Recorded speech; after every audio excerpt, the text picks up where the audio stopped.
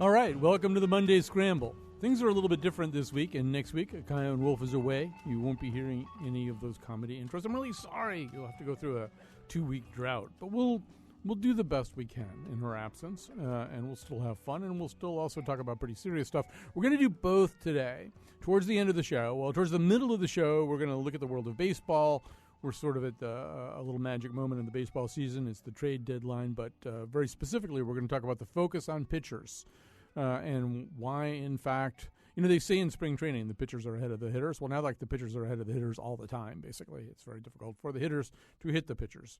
To hit the balls that are thrown by the pitchers, to make contact with the piece of wood against the horsehide ball. And for those of us who like to see that, who like to see a ball go out into the outfield, rattle around in the corners, people run around the bases. It gets kind of boring for the pitchers to be that good. So we'll talk about that. And then, as if that weren't frivolous enough, we're going to tell you, actually, this is serious. We're going to tell you about a CDC warning. There are a lot of people who are part now of the backyard chicken movement.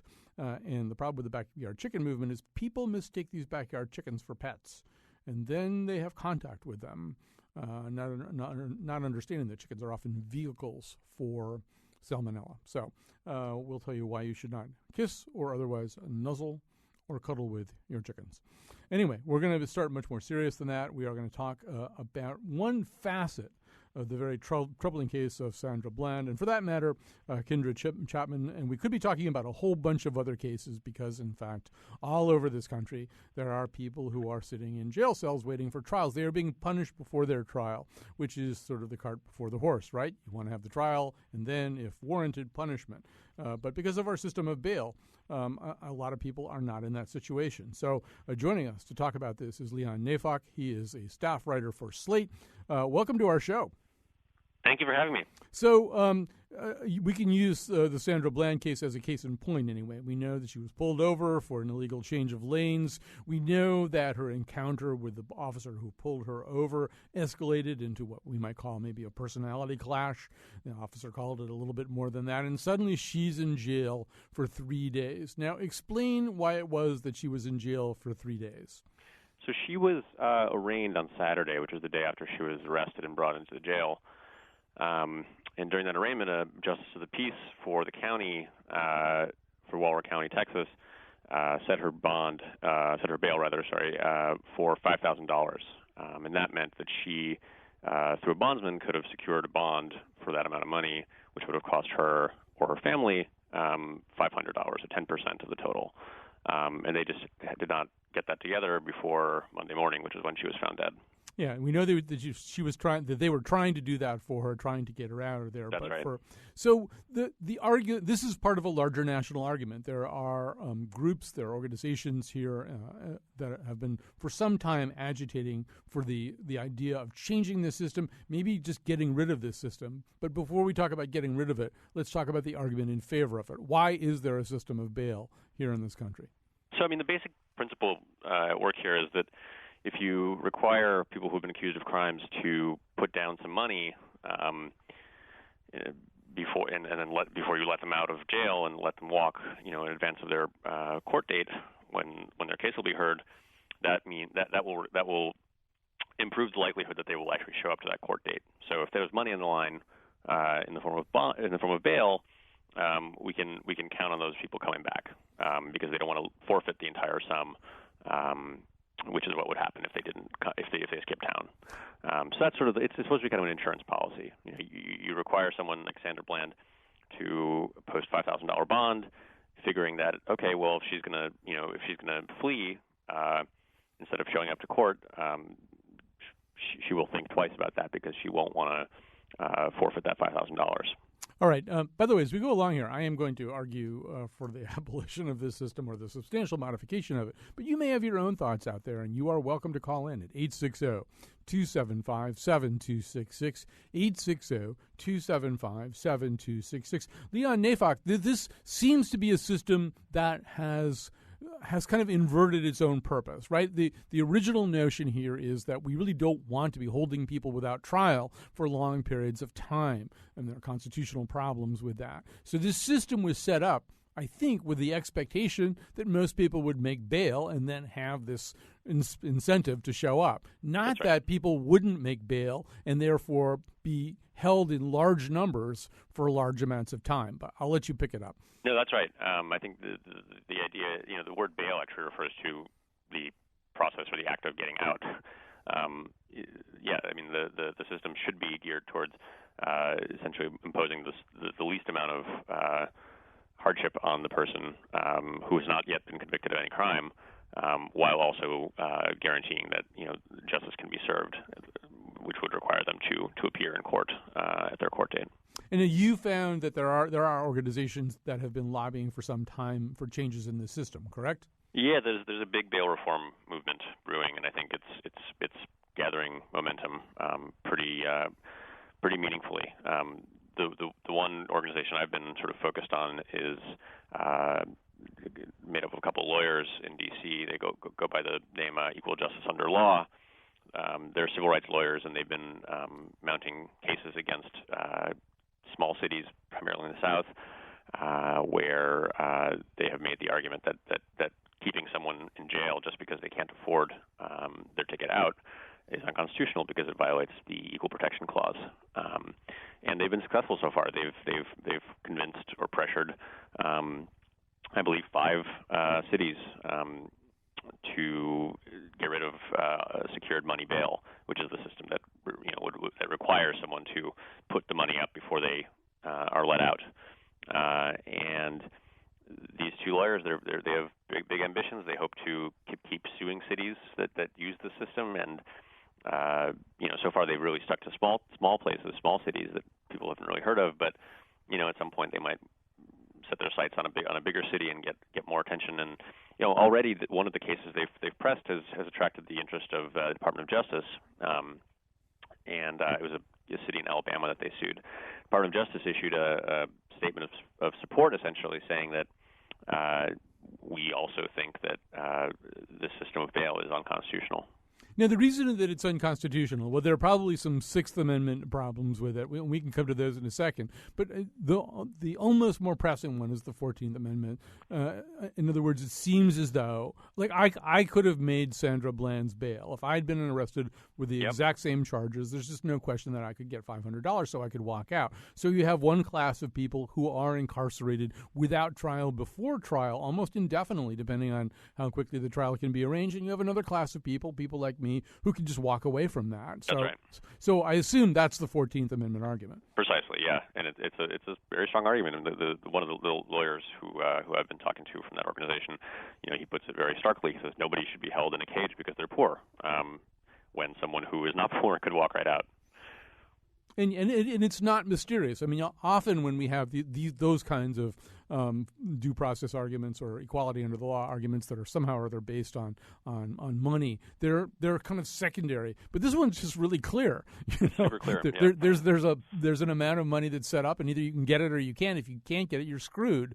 That's right. I mean, there's nothing very mysterious about this. Hey, I want to grab a quick phone call. We've got Paul calling in from East Hartford. Our number 860-275-7266. You may also tweet at us at WNPR Colin. That's our Twitter account, WNPR Colin. Hi, Paul. You're on the air.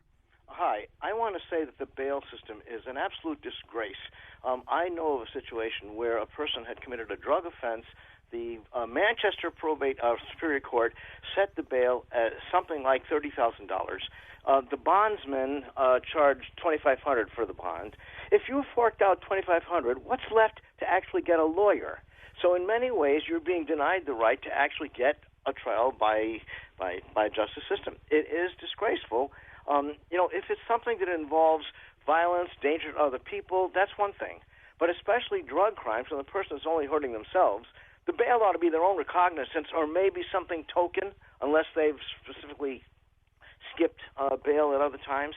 I really think this needs to be looked at, and I think the governor is working in the right direction in this area. Right. We do have some initiatives going forward here in Connecticut. Leon Neyfakh, this isn't all totally speculative. We have a wonderful laboratory for looking at this. It's called Washington, D.C., right? They, in the 90s, essentially got rid of their bail system.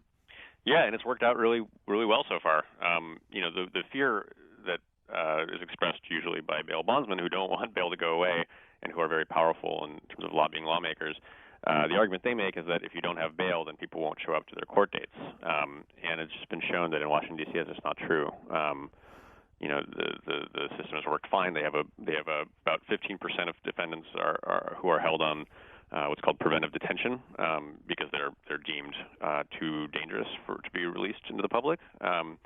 Everybody else, the remaining 85%, get to walk free without paying any money, and so far, it's been a long time now. People show up. There's no problem where we're seeing like droves of defendants skipping town.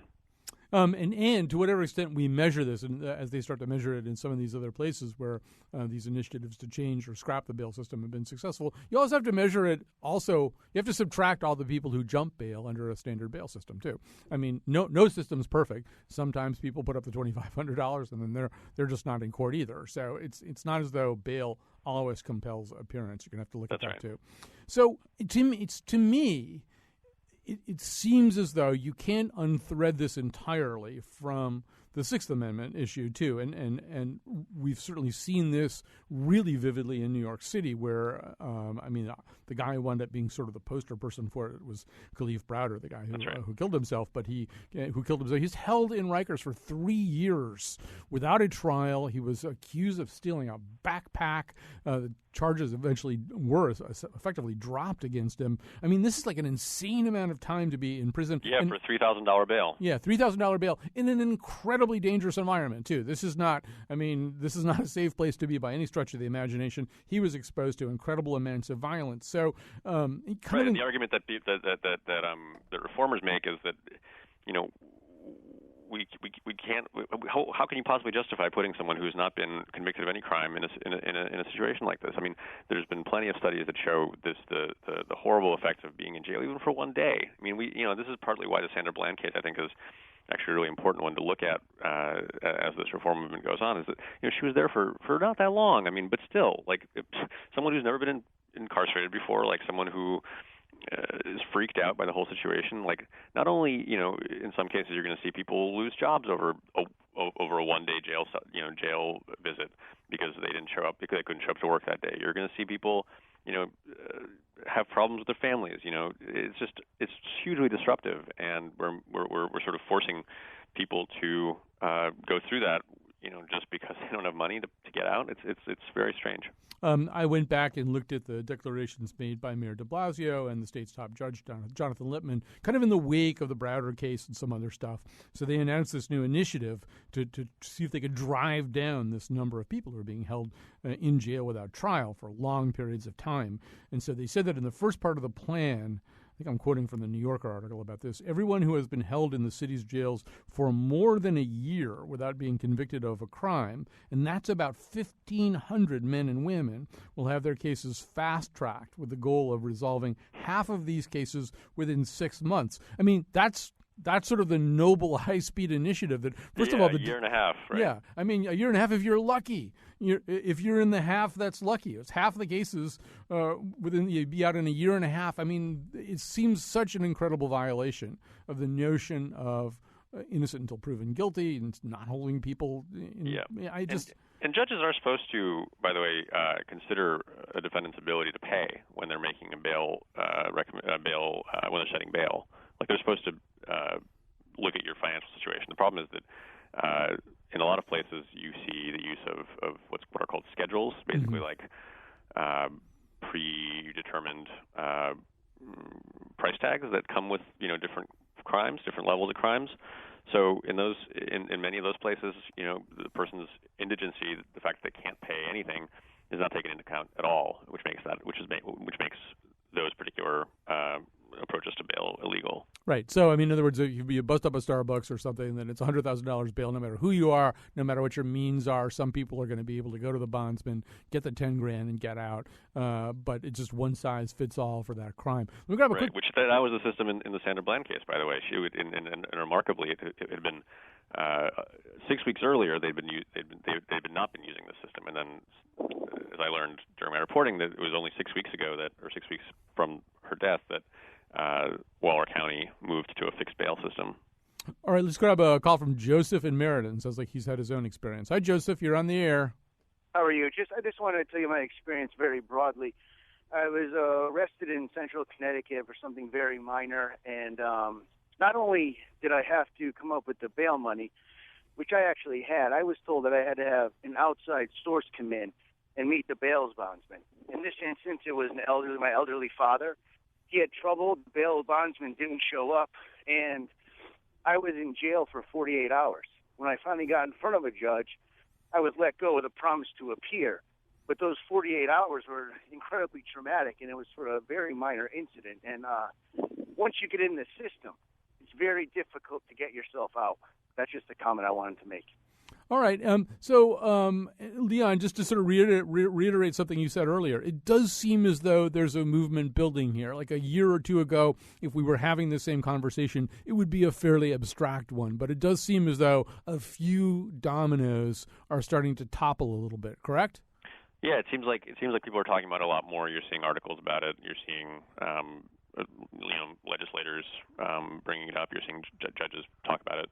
I think there's definitely a lot of energy behind it. All right. Well, let's hope that we don't need many more of these tragedies to become the cases in point. Leon Neyfakh from Slate Magazine, thank you so much for joining us today. Thanks so much for having me. I really appreciate it. All right. We're going to take a little break here. When we come back, we are going to seriously geek out about baseball and especially why pitchers are ahead of the hitters like kind of all the time.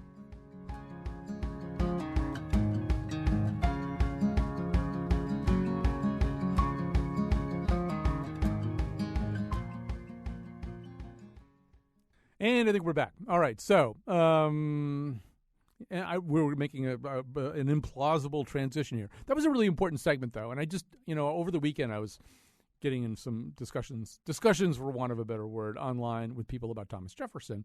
And at one point, this guy said to me, "This is the greatest country in the world. You should just enjoy it."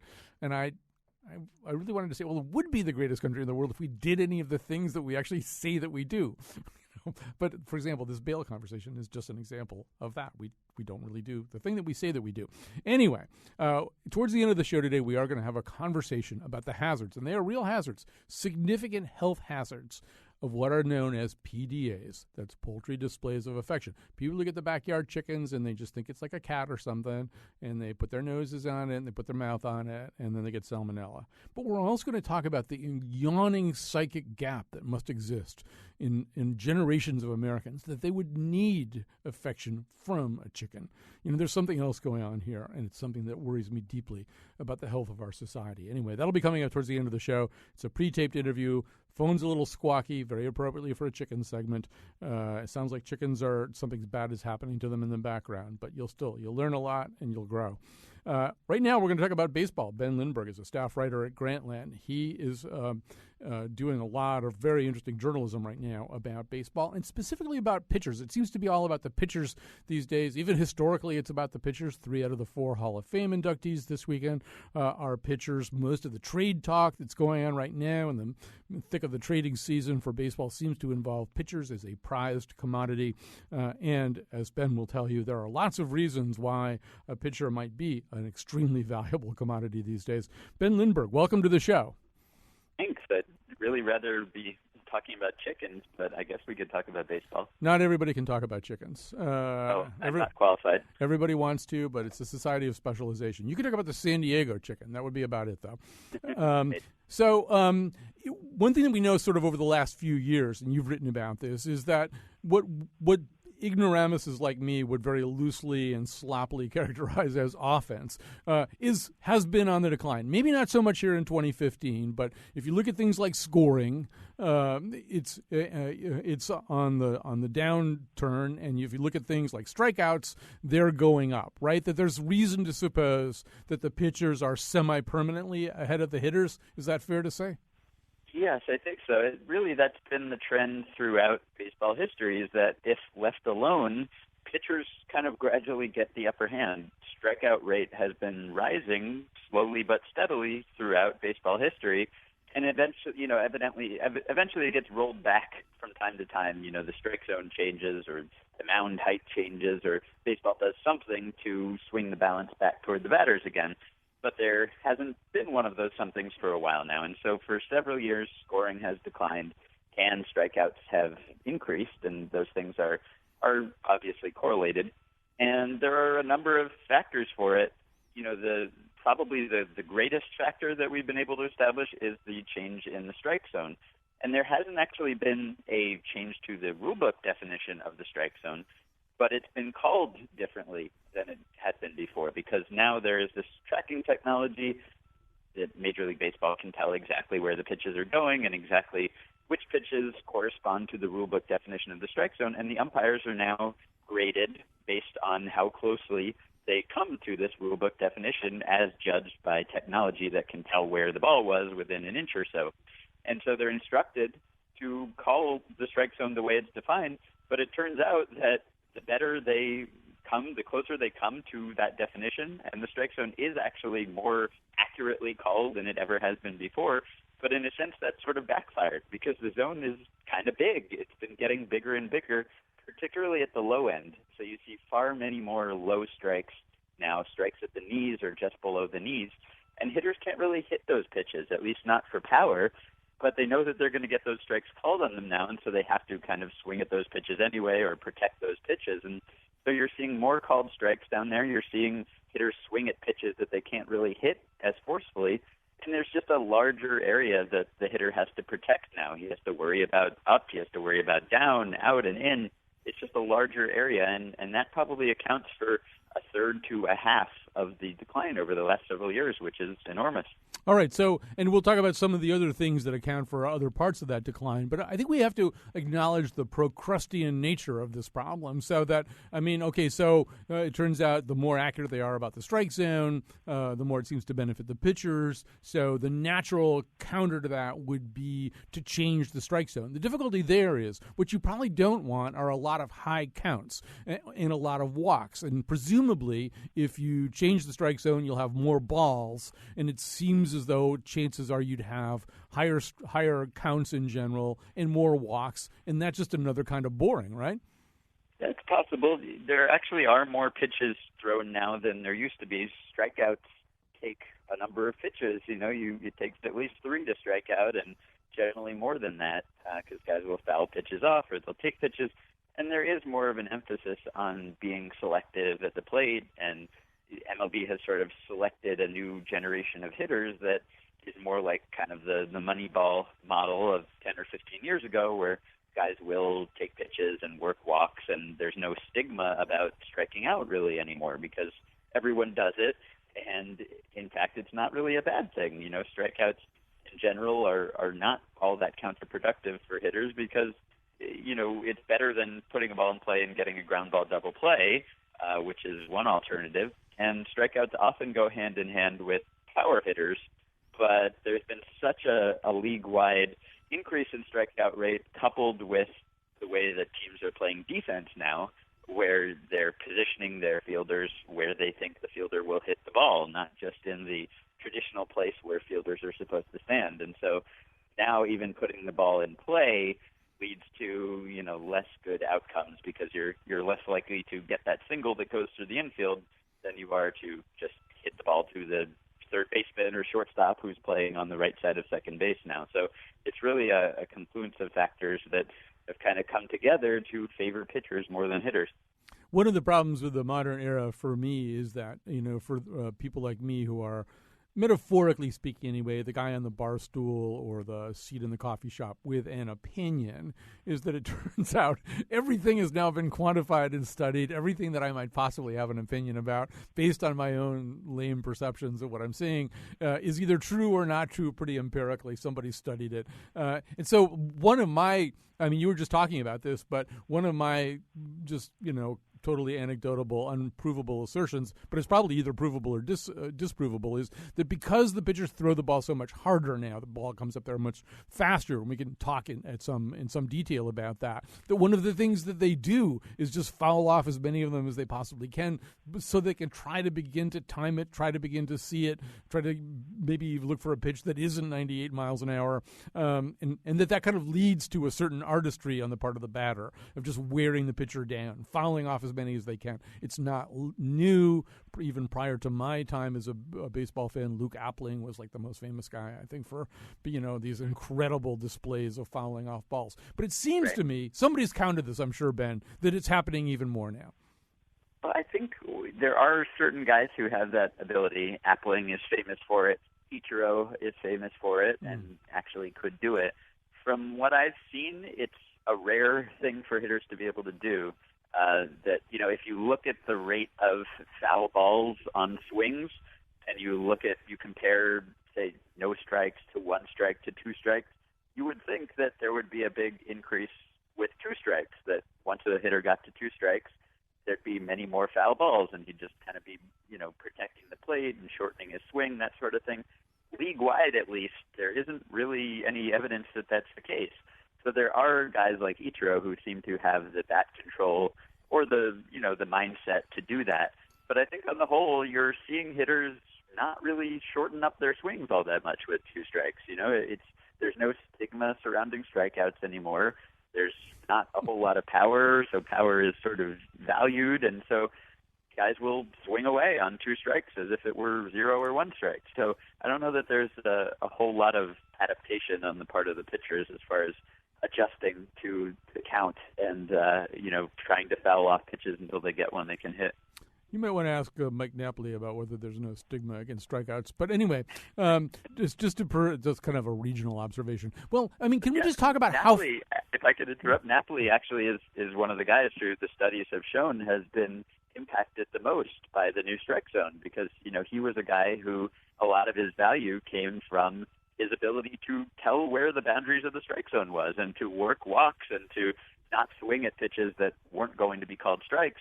And the last few years have kind of turned his world upside down, right? Because now the pitches that he used to take that were balls are strikes suddenly. And so he's one of the guys who, if you look at the pitches that have been called strikes that, several years ago probably would have been called balls, he's one of the guys who shows up as being hurt the most by this new strike zone. So a guy like that, who a lot of his value comes from his ability to distinguish between balls and strikes, now that it's just everything's a strike, it tracks a lot of his value. All right. Well, the things that hurt Mike Napoli then go on to hurt many other people, and I am one of those people. So anyway, can we just talk about how fast these? I mean, I feel as though I grew up in an era. Maybe the measurement of speed was a little bit different, a little bit less precise, but it seemed to me as though I grew up in an era where somebody who had a fastball over 90 miles an hour was really fast. That was considered somebody who really threw gas, and now it's almost a prerequisite for pitching in the major leagues. Yeah, and I think some of the difference might be due to changes in radar guns or, changes in the distance at which the pitch is measured. Because, if you put a radar gun on a pitch that's right at home plate, it will seem to have been slower than if you train it right on where the pitcher releases the ball, that sort of thing.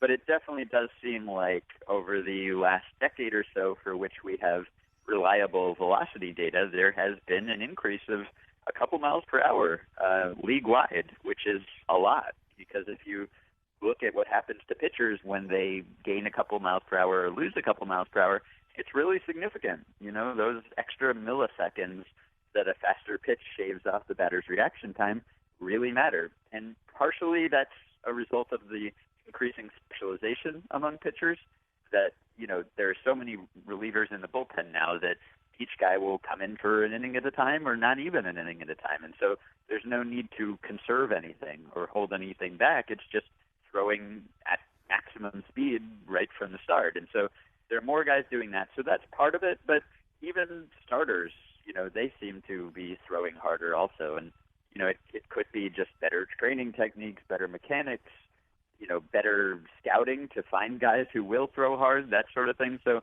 again, probably a bunch of factors coming together.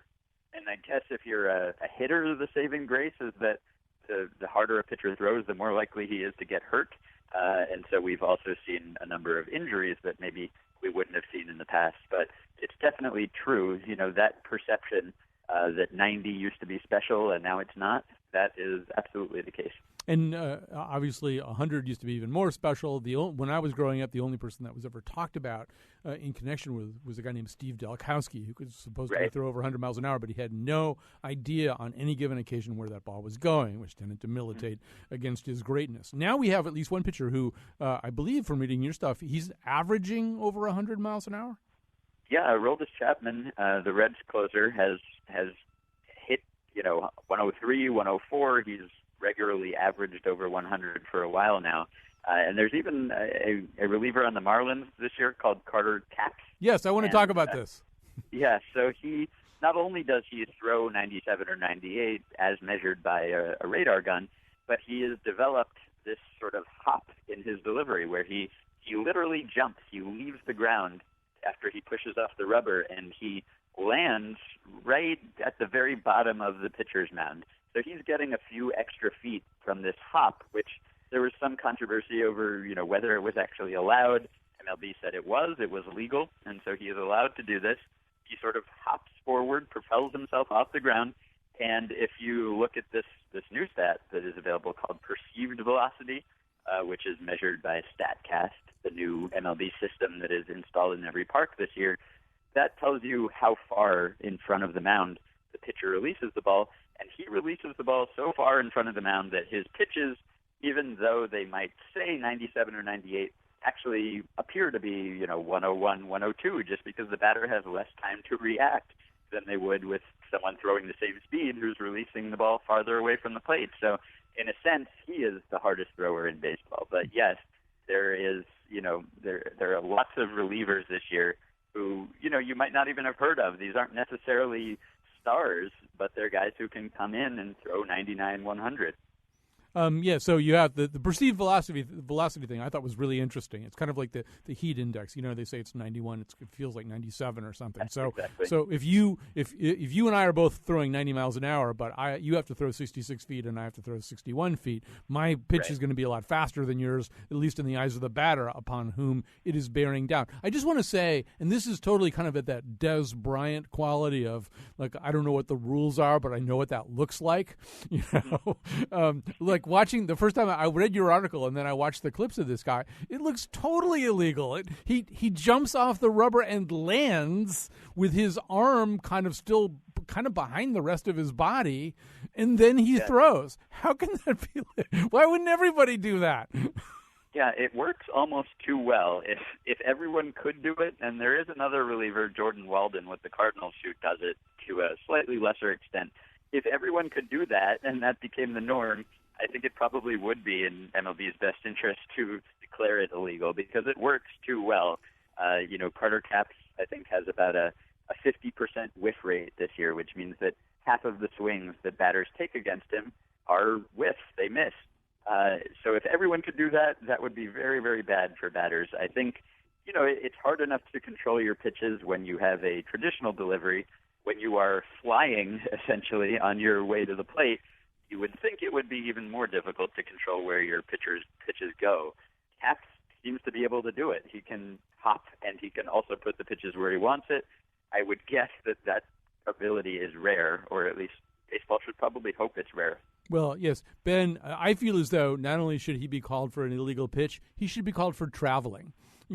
He's breaking rules in two different sports when he does this, and I have a problem with that. Let me just very quickly, to the untutored listener, maybe the question comes up. Well, the last time people were doing something a lot better than they used to be able to do it in baseball, if you don't follow it closely, was the era of the home run ball, and it turned out there were steroids behind that. How likely is it that that's any part of this story of these pitchers with this incredible gas? I think it's probably, I think it's really hard to pin down the effects of steroids. We know that there are a few players who really seem to benefit from it, who had very atypical aging patterns that it's hard to believe they would have had if not for the things that they were taking or reportedly taking. But on the whole, there are many, many examples of players who took things and did not go on to become superstars or did not go on to be better than they had been before. And it's hard to say if it's a zero-sum game. I mean, pitchers were taking these things too. Hitters were taking them also. It's hard to say which one it benefits more. So, it's really hard to say without knowing who was taking what and when they were taking it, what the actual effects were. I don't think it's unreasonable to say that there were some effects and that maybe the decline in offense over the last several years has something to do with that, assuming that the game is actually cleaned up now relative to where it was before. But I think we can explain so much of it based on other factors like the strike zone, like pitchers throwing harder, which doesn't seem to be related to their own performance-enhancing drug use, and advanced scouting and the defensive shift and all of these factors that are kind of conspiring against hitters. I would put steroids somewhere fairly low on that list, but I couldn't completely disprove someone who would put it much higher. Ben, we've only got a minute left, or a minute or so left. We're talking to Ben Lindbergh from Grantland, where he's a staff writer. One of the people inducted over the weekend was Pedro Martinez, kind of, that classic pitcher who outthinks the batter frequently rather than overpowers him. I grew up as a fan of Louis Tiant, who was this kind of amazingly crazy pitcher. Thurman Munson once said, Tiant just added a new pitch. That means he's got 50. And am I an old fart, a crabby old fart, or we could do a whole show that was just a series of your answers to that question, but am I a crabby old fart, or is that kind of pitcher less likely to emerge in this hyped-up, gas-oriented pitching environment? I think there is a class of pitchers now that doesn't need that nuance, right? Because they're coming in for an inning at a time, and they only need one pitch or two pitches. There are successful relievers who just throw fastballs 80% of the time, and they do just fine. But I think there is still a lot of craft among starting pitchers, certainly. And, I think one of the things we tend to think about guys like Pedro or guys like Greg Maddux, it's often said that he was just all finesse and control. Greg Maddux threw very hard. He threw in the mid-90s when he was younger, and we tend to remember these guys at the tail end of their career when they're kind of getting by on guts and guile. But Pedro threw very hard. Pedro had overpowering stuff. He also had a lot of smarts and attitude and secondary pitches and everything. He was the complete package. But he did throw very hard. He wasn't just getting by on his wits. So I think that's something we have to keep in mind about these guys, that maybe we forget what they looked like in their youth or their prime. Yeah, I should have used Bruce Hurst as my example. Jim Rice once said to Bruce Hurst, could you tell me how you got hurt throwing an 86-mile-an-hour fastball? Anyway, Ben Lindbergh, we have to go. Thanks so much. Great to talk to you. I'm sure we'll speak again. Staff writer at Grantland and a specialist in this foggy issue of why pitchers are rising. I don't care if we never get back. So one of the things we've tried to do on this show is be a dispenser of information and wisdom about backyard chickens, about the sort of whole business of keeping chickens, generally speaking. We did an entire show on chickens and on keeping chickens. We had a chicken here in the studio. I did not. Was he a good guest? Yes, no. Though we're talking to Beth Teitel right now. She's a feature writer for the Boston Globe, who has recently been one of the journalists to pounce on a story about why you shouldn't kiss your chickens. The chicken we had in the studio was a very good guest. I did not kiss that chicken. I did not attempt to kiss that chicken because, you know why? Because no means no, and also that also means no. So, but you wouldn't think, Beth, that there would be any kind of national near emergency arising from the propensity of people to kiss their chickens. But there apparently is. I'll let you pick up the story. The CDC is involved, right? Yes, that's what I loved. You're right, that it was a national emergency. Who knew that they were so irresistible? Well, they are soft and they are cute. So we'll come back to that. So why shouldn't people kiss their chickens? Well, the problem is that you can get salmonella from kissing a chicken. Yeah. Because they're birds, their feces can carry it and other places, so you have to be really careful. People obviously are going to be touching your chickens if they're keeping them in their house, but they have to really wash their hands. That's one thing that the CDC emphasized. See, it would seem to me that if the salmonella were located anywhere, and I realize you're not an epidemiologist, that the salmonella would in fact be located in the chicken's feces, so that kissing the chicken, just mouth to beak contact, would be a relatively safe thing. You know what? I can see why you would think that somebody would kiss the chicken on the beak. Yeah. I think from the people I interviewed, most of the smooching seemed to actually be on top of the chicken's head. I think what the CDC was trying to get at was just, or who knows though, actually, maybe people were not limiting it to just the top of the head. Maybe it was that mouth to beak. People were just saying too close of a contact with the chicken. So maybe when you're kissing it on its beak, you're also kind of touching it. Maybe it's dirty. It's got, there's some feces. These guys are, birds who are walking around the barnyard, and that can be kind of, dirty after their excrement. So I think the whole thing is just getting too close, because they said problems also come when people take a chicken into their house. Right. And so chicken shouldn't be in the house, and then it's really don't nuzzle the chicken. Nuzzle, that's yes. probably even the word, maybe the CDC. Maybe, who knows, I never thought of the CDC as an agency that was trying to get publicity. Right. But maybe by using the word kiss, that was their goal. Or they may have thought the word nuzzle was too obscure, and really it's beyond that. Don't pet your chicken while you're eating popcorn. You bring the chicken in, you put it on the couch, you're watching a movie together, maybe you're watching Chicken Run, you're petting the chicken, you're eating the popcorn. Pretty soon, you're basically eating chicken feces, right? No, that's true. Plus the other issues, I don't know if you've ever watched a movie with a chicken.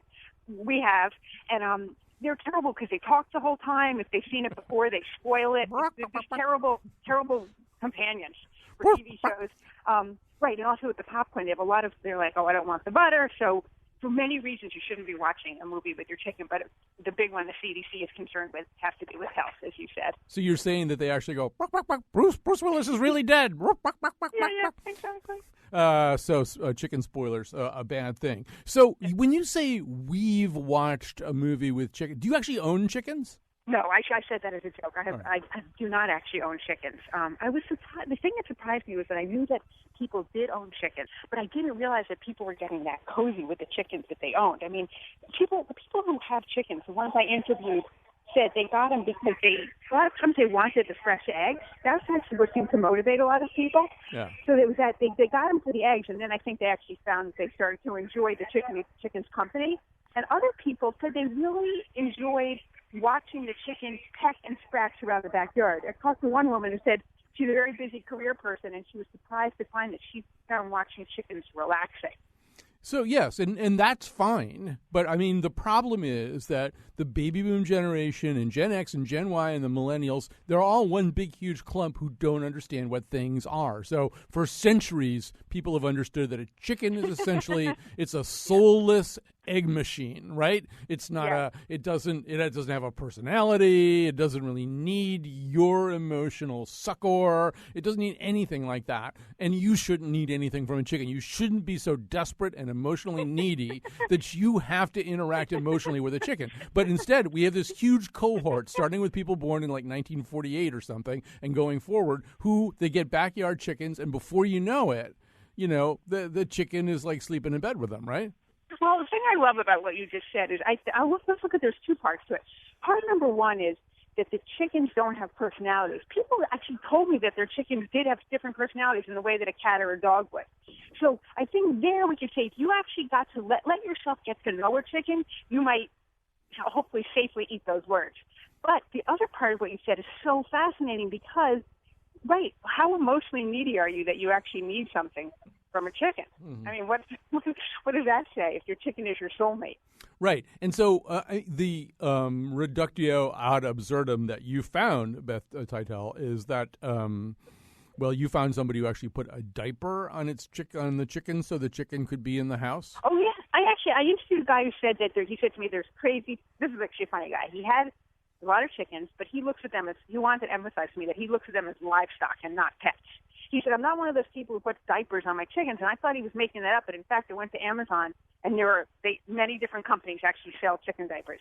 But then he said, you should talk to my hygienist. She is one of those people. So I thought, fantastic, I got to talk to the hygienist. So I said, he didn't know her name, but he obviously knew the name of the dental practice he goes to. So he gave me that. I called. I said, listen, I'm sorry, this sounds crazy, but I'm a reporter with the Boston Globe. I've heard there's a hygienist who likes chickens. And the woman says, oh, you mean Amy? Yeah, definitely. And when the story before it ran in the paper, one of the editors said that I didn't put in that the hygienist made sure to wash her hands. I thought that was assumed.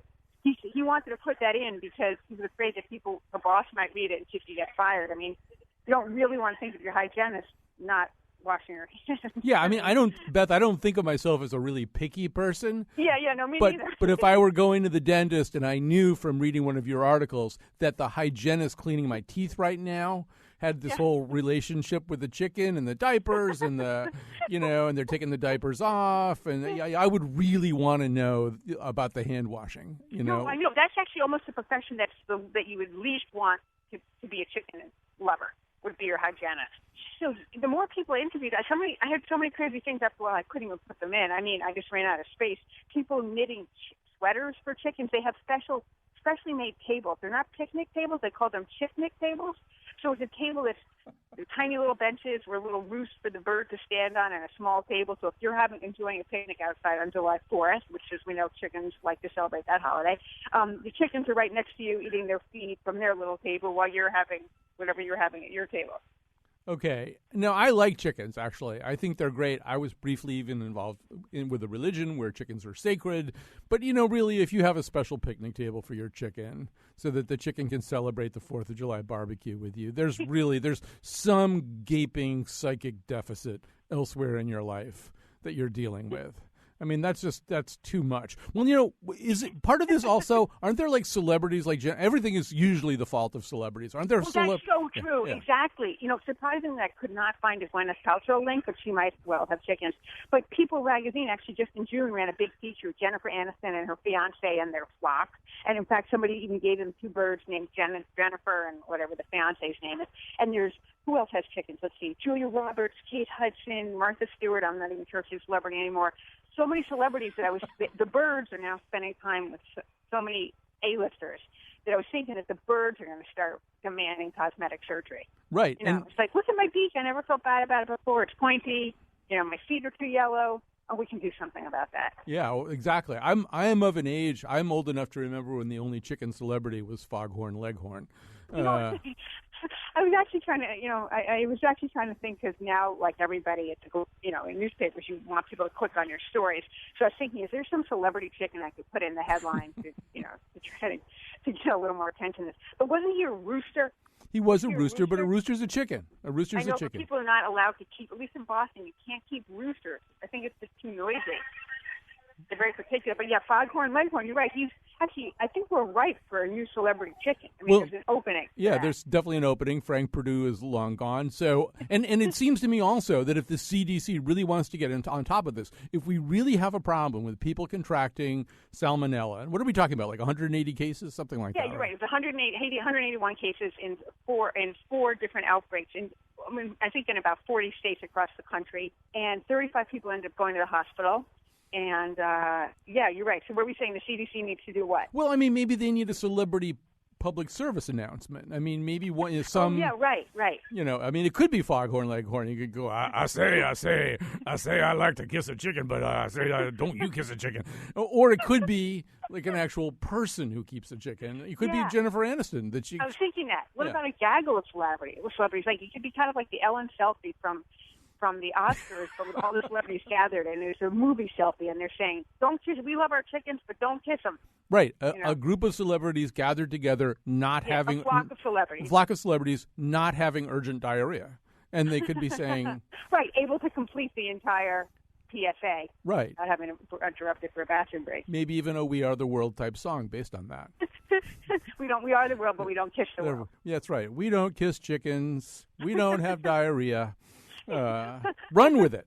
Run with it is what I say. Well, I would say that we've exhausted the subject, except that I don't think we probably have. Based on your, Beth Titell's, your excellent reporting, your detailed reporting, I feel as though there are entire stones of chicken affection, of public. I assume that I'll be on one day every day this week. Right? I could see making this a regular feature. Absolutely, half-an-hour segment. All right. So, but the bottom line is, if you're out there, if you've got backyard chickens, you like the chickens, they're soft, they're alluring, you like to pet them. You got to wash your hands after you pet them, and you can't kiss them at all, right? Exactly. Right. I think that's a very simple instruction.